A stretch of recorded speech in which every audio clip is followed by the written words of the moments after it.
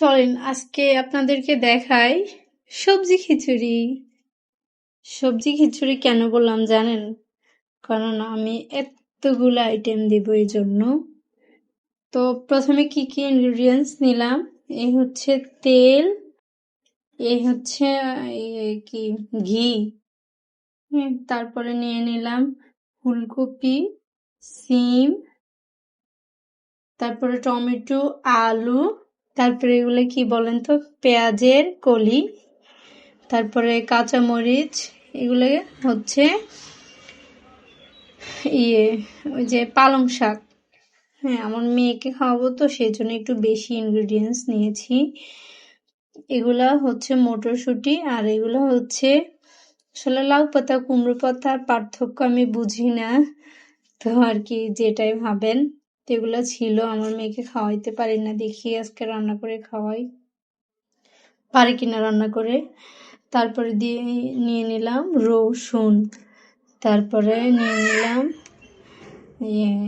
টক দই, তারপরে এগুলো হচ্ছে সরিষা বাটা, এগুলো হচ্ছে গাজর। জি মা, জি জি আচ্ছা। এই যে আমার মেয়ে আবার কি খবর নিয়ে আসলো সেটা আবার শুনলাম। তারপরে এগুলা হচ্ছে, জি মা, মা একটু কাজ করি। আচ্ছা, তারপরে আবার এগুলো হচ্ছে ধনিয়া গুঁড়া, এখানে তেজপাতা, তারপরে এখানে হচ্ছে দারুচিনি, এখানে লং, তারপরে এখানে এলাচ, এখানে নিয়ে নিলাম। এগুলা আমার কাছে গুঁড়া দিতে ভাল লাগে না, সেজন্য আমি একটু দেই। তারপরে এখানে নিলাম তো গাজর কুচি, জানি না বলেছি কিনা, তো আবার যা বাটি নাও, আমার মেয়ে আবার এগুলা পছন্দ করে সেজন্য। পরে এগুলো হচ্ছে জিরা গুঁড়া। আচ্ছা, আমার মেয়ে চাচ্ছে আবার, এই যে তারপরে হ্যাঁ দিয়েছি এই যে, হ্যাঁ এটা রেখে দাও। আচ্ছা, পরে এগুলো হচ্ছে পেঁয়াজ, ধনিয়া পাতা, এটা হচ্ছে আদা বাটা, আর এখানে নিয়ে নিলাম চাল, তারপরে পোলাও চাল, মানে ভাত রান্না করার চাল, তারপরে নিয়ে নিলাম ওই যে এগুলা কি ডাল যেন, আমার মাথা আসতেছে না এখন, মসুর ডাল, তারপরে এগুলা ওই যে ডালটার কথা আমার মনে আসতেছে না এই মুহূর্তে, তো আপনারা চিনে নেন যে এগুলা কি। আচ্ছা, তো আমি চলে যাচ্ছি পুরো প্রথম থেকে কি কি দিয়ে বসাবো। তারপর আমি এটা একটু সরিয়ে নিয়েছি, প্লাস্টিক তো চুলার কাছে থাকলে হয়তো একটু ঝামেলা হবে, তো সেজন্য ঝামেলা বলতে কি, এগুলা কি পুড়ে যাবে, যারা এগুলা ব্যবহার করেন তারা তো জানেন। তো আমি এই যে এখন পাতিল বসালাম,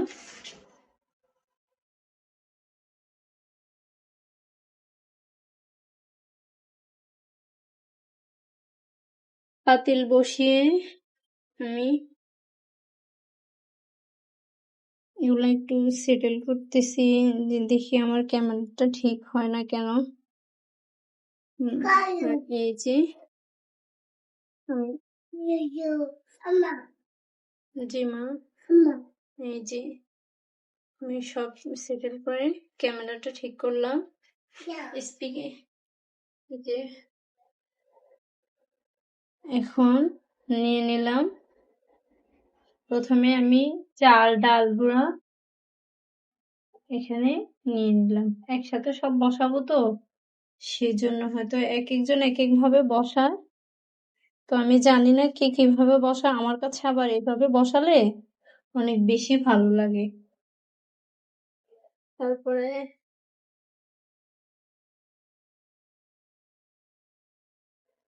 তারপরে দিয়ে দিলাম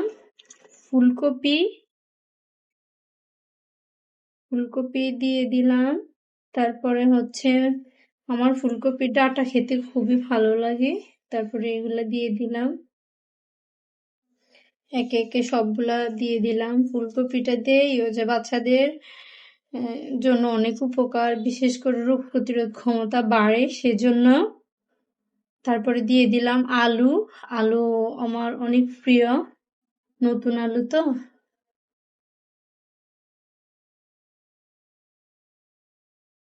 সেজন্য তারপরে দিয়ে দিলাম টমেটোগুলো মাশাআল্লাহ দেখতে খুবই সুন্দর, দুই সিস্টেমের, বাহিরে একটু সবুজ, ভেতরে লাল।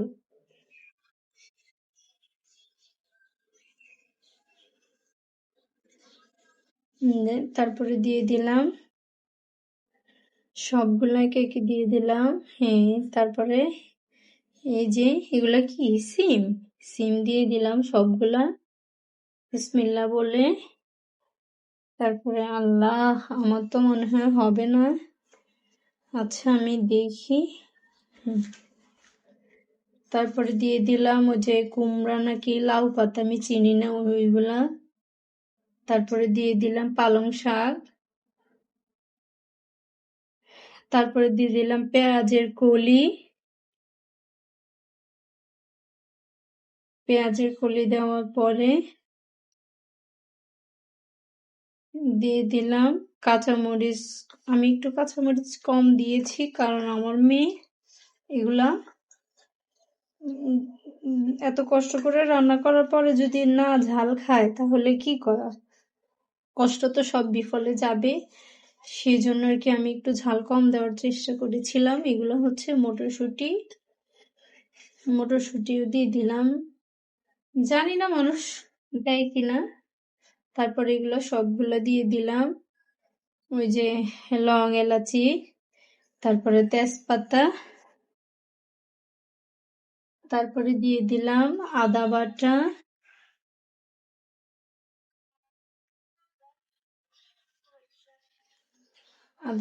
দিয়ে দিলাম। তারপরে হচ্ছে ওই যে এগুলো কি জানেন, ধনিয়া গুঁড়া দিয়ে দিলাম।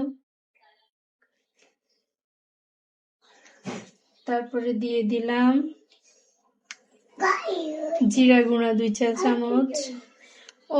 ওই যে ধনিয়া গুঁড়া 2 চা চামচ দিয়েছি। তারপরে দিয়ে দিলাম পেঁয়াজ কুচি। মা এমন করে না, মা কাজ করে, যে বাটিগুলো খাও, বাটিগুলো। আমার মেয়ে যে গাজর নিয়ে এখন সবগুলো ফেলে দিয়ে এখন আবার আসছে। আচ্ছা পরে দিব। বিসমিল্লাহ। আবার এগুলো কি জানেন, এগুলা হচ্ছে সরিষা বাটা। মানে আমি সবগুলো দিয়ে দিচ্ছি একটু টেস্ট বাড়ার জন্য। আপনাদের যার হাতের কাছে যা লাগে, যা পান তাই দিতে পারেন। তো তারপরে দিয়ে দিলাম রসুন বাটা। এই যে রসুন বাটা দিয়ে দিলাম। মা একটু কাজ করতেছি, তুমি মাকে বিরক্ত করো না। তারপরে দিয়ে দিলাম টক দই। গুলা ডিপে রেখেছিলাম তো সেজন্য।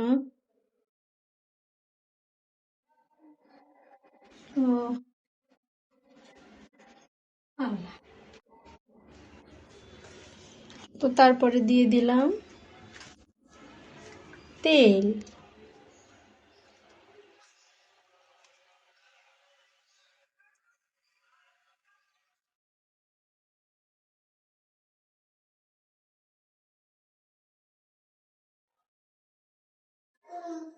তারপরে দিয়ে দিলাম হলুদ 2 চা চামচ। তারপরে দিয়ে দিলাম লবণ।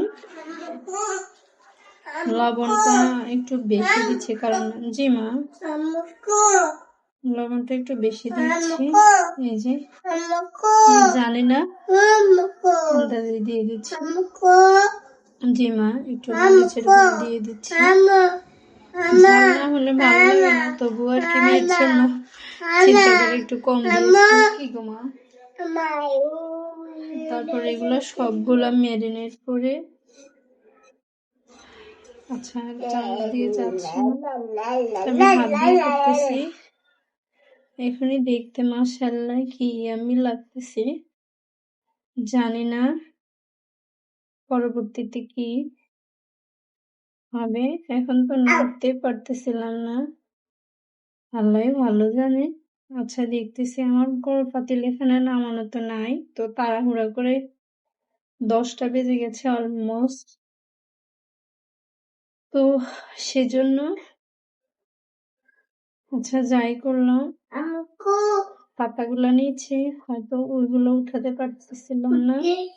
আচ্ছা আলহামদুলিল্লাহ, যা দিলাম বিসমিল্লাহ করলাম, এখানে দিয়ে দিলাম কুসুম গরম পানি। এখানে কিন্তু ওই যে ধোঁয়া উঠতেছে দেখতেছেন, হাত ধোয়া পানিটা দিয়ে দিলাম, বিসমিল্লাহ বলুন, যে পানি একবারে দিই বিসমিল্লাহ বলে বসালাম।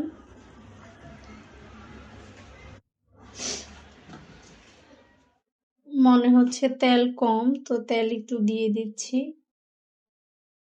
বিসমিল্লাহ বলে চুলা চালু করেছি, বিসমিল্লাহ।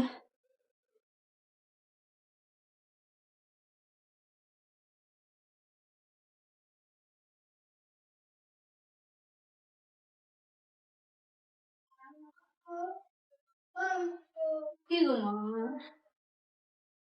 বিসমিল্লাহ। হয়ে গেছে আমাদের খিচুড়ি, এবার আমি বেরেস্তা দিয়ে দিব উপর দিয়ে, শেষ। তো আমার পুরা রান্নার ভিডিওটা কেউ যদি ধৈর্য সহকারে দেখে থাকেন তাহলে অবশ্যই কমেন্টে জানাবেন, আর যারা অবশ্যই দেখবেন। যে আমার মেয়ে বলতেছে যে পিস খাওয়াই দেন, এটা পিস না, এটা হচ্ছে ঘি দিয়ে দিলাম যেন একটু গ্রান ভালো হয়, যেন গ্রানটা ভালো আসে। তো এই যে আমি নাড়াচাড়া দিয়ে ঘি বেরেস্তা দিয়ে নাড়াচাড়া দিয়ে দিলাম, মাশাআল্লাহ গ্রান, মাশাআল্লাহ মাশাআল্লাহ। এই যে বাটিতে এখন সার্ভ করব, পরিবেশন করব।